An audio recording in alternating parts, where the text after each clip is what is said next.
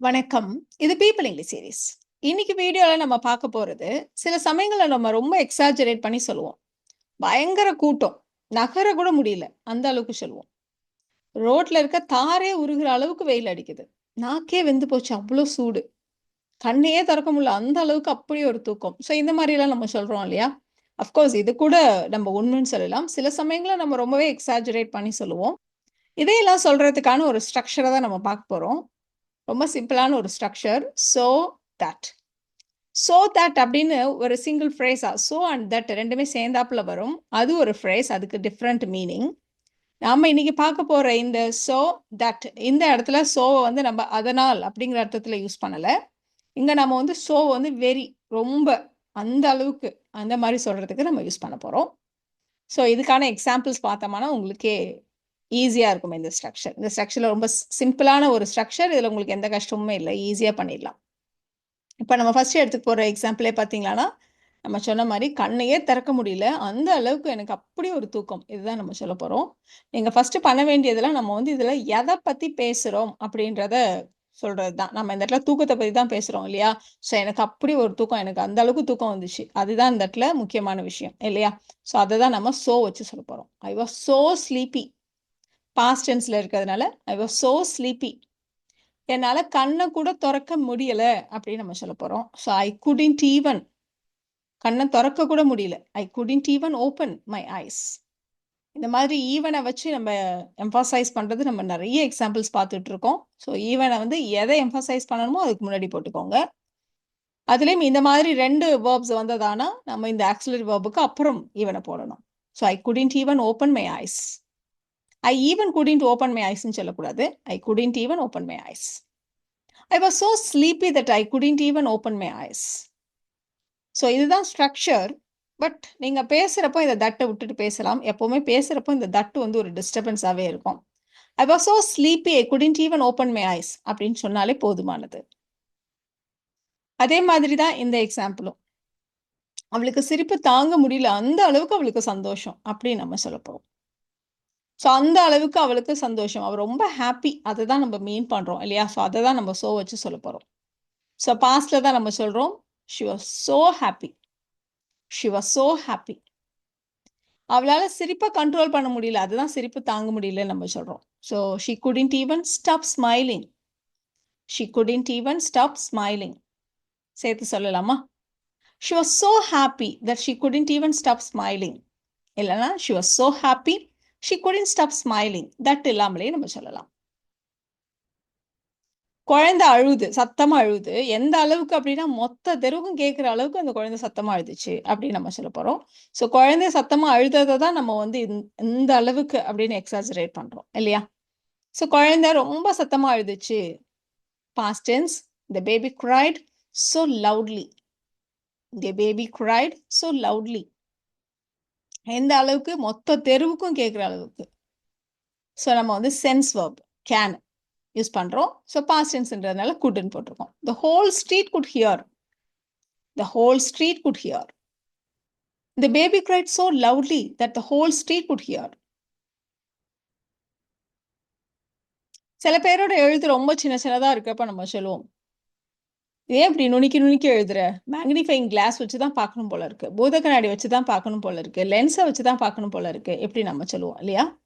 அதுதான் நம்ம சொல்லப் போறோம். ஸோ நம்ம இந்த இடத்துல எதை டிஸ்கிரைப் பண்ணோம்னா ஒருத்தவங்களுடைய ஹேண்ட் ரைட்டிங். அவனுடைய எழுத்து ரொம்ப சின்னதா இருக்கு. சோ டைனி ரொம்ப சின்னதா இருக்கு. அப்படி சொல்லப் போறோம். ஸோ அவனுடைய எழுத்து his handwriting is so tiny. இப்போ நம்ம பார்த்து சொல்றோம். ஸோ ப்ரெசென்ட்ல நம்ம சொல்றோம். His handwriting is so tiny. எனக்கு வந்து கண்டிப்பா ஒரு மேக்னிஃபைங் கிளாஸ் தான் வேணும் படிக்கிறதுக்கு. I need a magnifying glass. எதுக்கு? To read it. His handwriting is so tiny that I need a magnifying glass to read it. நம்ம நிறைய நம்ம சாப்பிட்ற விஷயங்கள்ல தான் ரொம்ப சொல்லுவோம். இப்போ சப்பாத்தி ரொம்ப கொஞ்சம் ஹார்டா இருந்ததுன்னா கூட, ஐயோ இது ஏன் இப்படி ரப்பர் மாதிரி இருக்கு, என்னால் மெல்ல கூட முடியல, மென்னு திங்க கூட முடியல, இப்படி நம்ம நிறைய சொல்லுவோம் இல்லையா? ஸோ அந்த சப்பாத்தி ரொம்ப ரப்பர் மாதிரி இருந்துச்சு, அவரால் மென்று திங்க கூட முடியவில்லை. பாஸ்ட் டென்ஸ்ல தான் நம்ம சொல்றோம். ஸோ சப்பாத்தி ரொம்ப ரப்பர் மாதிரி. The chapati was so rubbery. The chapati was so rubbery. அவரால் அதை chew பண்ண கூட முடியல. He couldn't even chew it. He couldn't even chew it. The chapati was so rubbery. He couldn't even chew it.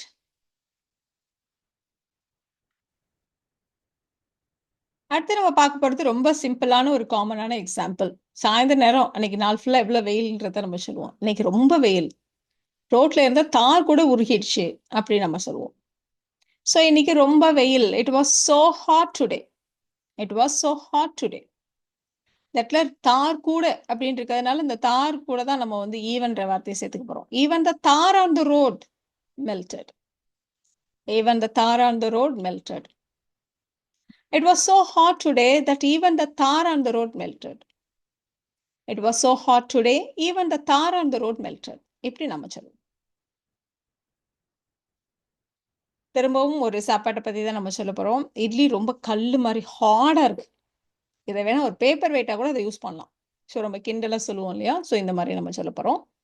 So idli கல்லு மாதிரி இருக்குன்னா இந்த இடத்துல இட்லி வந்து ரொம்ப ஹார்டா இருக்கு. அப்படிதான் நம்ம வச்சு சொல்ல போறோம். ஏன்னா சோ வச்சு அப்படிதான் நம்ம சொல்ல முடியும். ஸோ அதனால the idli was so hot. Idli was so hot. நம்ம பாஸ்ட் டென்ஸ்ல சொல்லுவோம். நீங்க பிரசன்ட் டென்ஸ்லயும் சொல்லலாம். இப்ப the idli is so hot அப்படி சொல்லிடுங்க அவ்வளவுதான். இத வந்து நம்ம வந்து ஒரு பேப்பர் வெயிட் மாதிரி கூட யூஸ் பண்ணலாம். We could use it as a paper weight. We could use it as a paper weight. இப்ப இதுல நம்ம இந்த இடத்துல couldன்னு யூஸ் பண்றது வந்து வெறுமனே பாஸ்ட் டென்ஸ்க்காக இல்ல. நீங்க இதை வந்து பிரசன்ட் டென்ஸ்ல இந்த idli is so hotன்னு சொல்றப்ப கூட we canன்னு சொல்லாம we could use it as a paper weight அப்படி நம்ம சொல்லுவோம். ஏன்னா இது வந்து ரியலா நம்ம சொல்லல. நம்ம வந்து இந்த இடத்துல ஹைப்போதெட்டிக்கல் ஒரு இமேஜினேஷன் அப்படிதான் நம்ம சொல்றோம் இல்லையா? ஸோ நீங்க வந்து இந்த இட்லி இஸ் so hard அப்படின்னு சொன்னாலும் we could use it as a paper weightன்னு தான் நம்ம சொல்லுவோம். we can use it as a paper weightன்னு நம்ம சொல்ல மாட்டோம். அதை ஞாபகம் வச்சுக்கோங்க. So the idli was so hot today, we could use it as a paper weight. இந்த மாதிரி நீங்க தட் போடாட்டி சென்டென்ஸ்ல நீங்க தட் யூஸ் பண்ணாட்டி இந்த மாதிரி நீங்க ஒரு கமா போட்டுக்கலாம். இப்போ ஒருத்தர்கிட்ட நிறைய புக்ஸ் இருக்கு அப்படின்றத நம்ம எப்படி சொல்லுவோம்? அவர்கிட்ட நிறைய புக்ஸ் இருக்கு, அவர் ஒரு லைப்ரரியே ஆரம்பிக்கலாம் அப்படி நம்ம சொல்லுவோம் இல்லையா? ஸோ கொஞ்சமா ஒரு 30-40 புக் வச்சிருந்தா கூட நீங்க அவர் வந்து ஒரு லைப்ரரியே ஆரம்பிக்கலாம். அவ்வளோ புக்ஸ் வச்சிருக்காரு. நம்ம ஒரு எக்ஸாஜரேட் பண்ணி தான் எப்பவுமே சொல்லுவோம். ஸோ ஒருத்தர்கிட்ட இருக்கிற புக்ஸ் அதுதான் நம்ம வந்து இப்போ ஃபர்ஸ்ட் சொல்ல போறோம். So he has so many books. புக்ஸ்ன்றது கவுண்டபிள் நவுன், அதனால தான் மெனின்ற வார்த்தை யூஸ் பண்ணியிருக்கோம். ஸோ நம்ம வேற ஏதாவது ஒன்று கவுண்ட் பண்ண முடியாத ஒரு நவுனை பற்றி பேசுகிறப்போ நம்ம so much யூஸ் பண்ணுவோம். So he has so many books. அவர் வந்து ஒரு லைப்ரரி கூட ஸ்டார்ட் பண்ணலாம். ஸோ சொன்ன மாதிரி ஹைப்போதெட்டிக்கல், அதனால அவர் நிஜமாவே ஸ்டார்ட் பண்ண போகிறதில்ல. அதனால தான் நம்ம ப்ரெசன்ட் டென்ஸ்னா கூட இங்கே ஹேஸ்ன்னு யூஸ் பண்ணால் கூட இந்த இடத்துல நம்ம குட்னு தான் சொல்கிறோம். He could even start a library. He has so many books. He could even start a library. இந்த இடத்துல கூட வந்து நீங்க இன்னொன்னு பாசிபிலிட்டி அப்படி நீங்க சொல்லலாம். He has so many books that he could even start a library. இது ரொம்ப சிம்பிளான ஒரு சென்டென்ஸ். யாரால அவளை பிடிக்க முடியல, வந்த அளவுக்கு ஃபாஸ்டா ஓடுறா, ஓடுனா அப்படி நம்ம சொல்ல போறோம். பாஸ்ட் டென்ஸ் சொல்ல போறோம். ஸோ சாதாரணமாவே சின்ன குழந்தைங்க ஃபாஸ்டா ஓடுறத நம்ம வந்து இப்படிதான் சொல்லுவோம். யாராலையும் பிடிக்க முடியாது, அவ்வளவு வேகமா ஓடுவா அப்படி நம்ம சொல்லுவோம் இல்லையா? ஸோ யாராலும் அவளை பிடிக்க முடியவில்லை, அந்த அளவுக்கு அவ வேகமா ஓடுனா. ஸோ வேகமா ஓடுறது தான் நம்ம ஃபர்ஸ்ட், அதுதான் நம்ம விஷயமா சொல்றோம். She ran so fast. She ran so fast. யாராலும் அவளை பிடிக்க முடியல. Nobody could catch her. இந்த இடத்துல யாராலும் இல்லை அப்படின்னா நம்ம nobodyன்னு ஸ்டார்ட் பண்ணிட்டோம். So nobody could catch her. She ran so fast that nobody could catch her. இன்னைக்கு சாப்பாடு பயங்கர ஹாட்டா இருந்தது, பயங்கர காரமா இருந்தது, ரொம்ப ஸ்பைசியா இருந்தது. ஒரு பாட்டில் தண்ணியும் குடிச்சிட்டேன், அந்த அளவுக்கு காரமா இருந்துச்சு அப்படி நம்ம சொல்ல போறோம். ஸோ ஒரு முழு பாட்டில் தண்ணியே குடிக்க வேண்டியதா போயிடுச்சு, அந்த அளவுக்கு காரமா இருந்துச்சு. The food was so spicy. The food was so spicy. ஒரு தண்ணியே குடிக்க வேண்டி இருந்ததுன்னு இருக்கு, அதனால I had to drink a whole water bottle. I had to drink the whole water bottle. எப்படி வேணா சொல்லுங்க. The food was so spicy that I had to drink the whole water bottle. The food was so spicy that I had to drink the whole water bottle. இப்போ இந்த sentence structure ஆக்சுவலா ரொம்ப simple. Beginners, இன்டர்மீடியேட்ஸ்ல யார் வேணா இத frame பண்ணலாம். இந்த ஸ்ட்ரக்சர base பண்ணி இந்த சென்டென்சஸ நீங்க ட்ரை பண்ணுங்க. அவ பயங்கர ஃபாஸ்ட்டா நடந்தா. 2 நிமிஷத்துல பஸ் ஸ்டாப் வந்துட்டான்னா பாத்துக்கோயேன். அந்த மாரி நம்ம சொல்லணும். ரொம்ப மோசமா சமைக்கிறாங்க. யாரும் வாயிலயும் வைக்க முடியாது. அந்த அளவுக்கு மோசமா இருக்கு. ஸோ மார்க்கெட்டுக்குள்ள எங்களால நடந்து கூட போக முடியல. அந்த அளவுக்கு கிரவுடடா இருந்துச்சு. இதுதான் நீங்க ஃப்ரேம் பண்ண வேண்டிய சென்டென்சஸ்.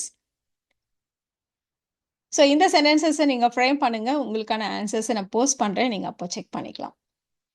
ஸோ இந்த வீடியோல நாம "ஸோ தட்" அப்படின்ற ஃப்ரேஸ யூஸ் பண்ணி, ரொம்ப ஒரு விஷயம் இப்படி இருந்தது, அந்த மாரி எக்ஸாஜரேட் பண்ணி சொல்றதுக்கு எப்படி சொல்லலாம் அப்படின்றத தெரிஞ்சுக்கிட்டோம்.